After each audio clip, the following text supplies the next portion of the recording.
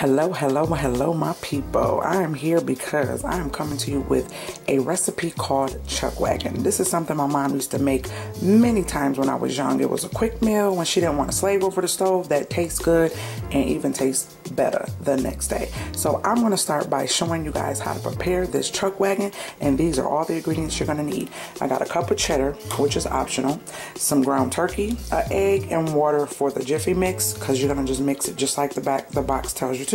Some traditional spaghetti sauce, and we also have some corn. So let's get this started.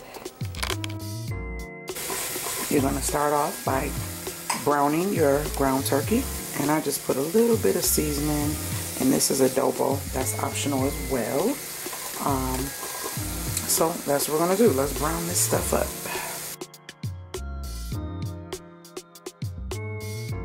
So now that your ground turkey is done, you can cut it off. Why? Because it's going to continue to cook once you bake this in the oven, so you could cut it off. And what you could have done, and sometimes I do it as well, is I put chopped onions and peppers in here, but today we're just going simple, but you can add whatever you want to this dish. So let's get started with the rest.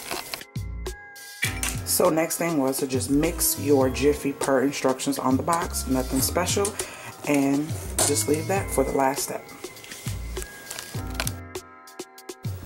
Make sure when you make your jiffy that you follow the actual instructions, because if you ever make it too watery, it'll give you a thin coating on top of the chuck wagon.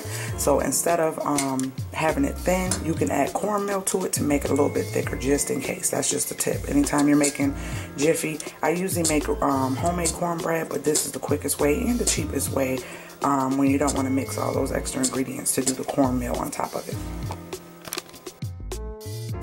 So in a mixing bowl, you're going to take your ground turkey. You don't have to drain it because the juices will just help with the sauce. Ground turkey in your bag of corn, and you're going to take your sauce and put all of that in one bowl and mix it up.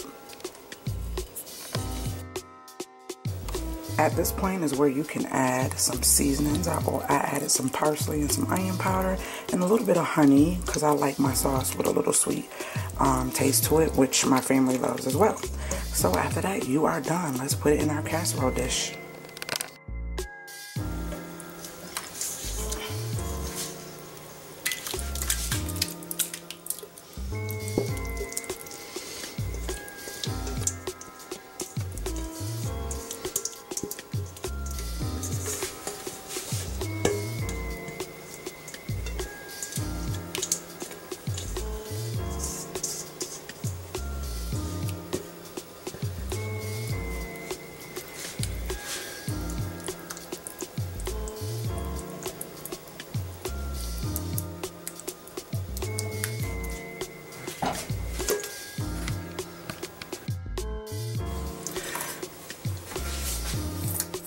Now this is when you put your cheese on, and you just top it right on top, like so.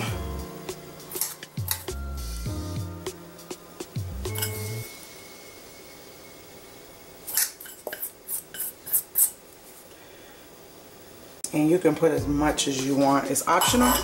Then you come and you take your cornbread and you place that right on top. And you kind of spread it out. Make sure you're covering all parts of the stuff.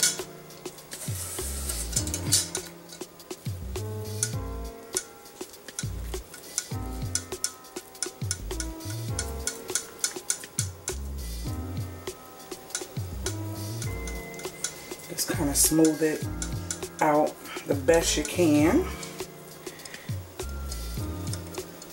It's gonna blow up and cook all around like it's supposed to. So don't worry if you don't get it all the way to the edges. It's fine. It's fine.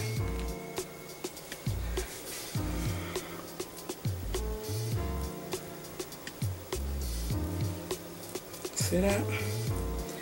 This is so yummy. When y'all taste it, if you try this, please let me know how you liked it.